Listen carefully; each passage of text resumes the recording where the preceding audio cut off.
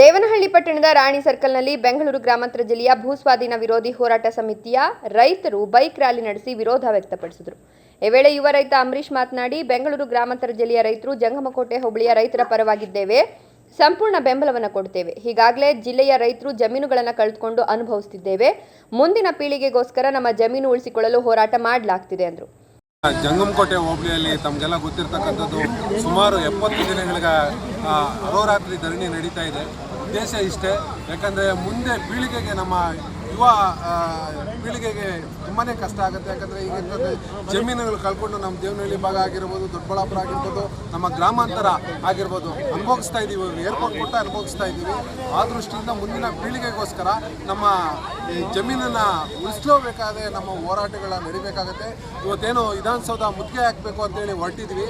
ಷಡ್ಯಂತ್ರ ರೂಪಿಸಿ ಪೊಲೀಸ್ ಇಲಾಖೆಯನ್ನು ಒಂದು ಏಜೆಂಟ್ ರೂಪಾಂತರ ಅಳವಡಿಸ್ಕೊಂಡು ಇವತ್ತು ರೈತರ ಹೋರಾಟನ ಹತ್ತಿಕ್ಕಬೇಕು ಅನ್ನೋ ಒಂದು ಉದ್ದೇಶದಿಂದ ಈ ಒಂದು ಷಡ್ಯಂತ್ರವನ್ನು ರೂಪಿಸಿದ್ದಾರೆ. ಇವತ್ತು ವಿಧಾನಸೌಧಕ್ಕೆ ಹೋಗಿ ನುಗ್ಗಿ ಗೇಟ್ನ ಹೊಡೆದಾಕಿ ಒಳಗಡೆ ಬುದ್ಧಿಗೆ ಕಲಿಸ್ಬೇಕಂತ ಹೊರಟಿರ್ತಕ್ಕಂಥ ಹಳೆ ಮೈಸೂರು ಭಾಗದ, ಎಸ್ಪೆಷಲಿ ನಮ್ಮ ಬಯಲುಸೀಮೆ ಭಾಗದ ಎಲ್ಲ ರೈತ ಸಂಘಟನೆಗಳು, ದಲಿತ ಪರ ಸಂಘಟನೆಗಳು ಒಗ್ಗಟ್ಟಾಗಿ ಇವತ್ತು ಹೊರಡ್ತಾ ಇದ್ವಿ. ಇನ್ನು ಈ ಕುರಿತು ಹಿರಿಯ ಮುಖಂಡರು ತಮ್ಮ ಅಭಿಪ್ರಾಯವನ್ನು ವ್ಯಕ್ತಪಡಿಸೋದ್ರ ಮೂಲಕ ಸರ್ಕಾರದ ನಡೆ ವಿರುದ್ಧ ಕಿಡಿಕಾರಿದ್ರು.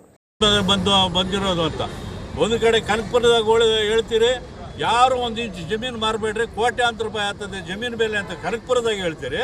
ಇನ್ನೊಂದು ಕಡೆ ಬರ್ತೀರಿ, ಜಮೀನುಗಳ ವಶಪಡಿಸೋದಕ್ಕೆ ಸರ್ಕಾರಿ ಅಧಿಕಾರಿಗಳ ಮುಖಾಂತರ ನೀವು ದಲ್ಲಾಳಿ ಕೆಲಸಕ್ಕೆ ಮುಂದಾಗಿದ್ದೀರಿ. ಇದಕ್ಕೆಲ್ಲ ನಾವು ಅವಕಾಶ ಕೊಡಲ್ಲ. ನೀವು ಭಾರಿ ಕಷ್ಟ ಅನುಭವಿಸಬೇಕಾದ್ರೆ ಮುಂದೆ ಕೂಡ ನಿಮ್ಮ ಸರ್ಕಾರಕ್ಕೆ ಬುದ್ಧಿ ಕಲಿಸುವಂಥ ಕೆಲಸ ರೈತರು ಮಾಡ್ತಾರೆ.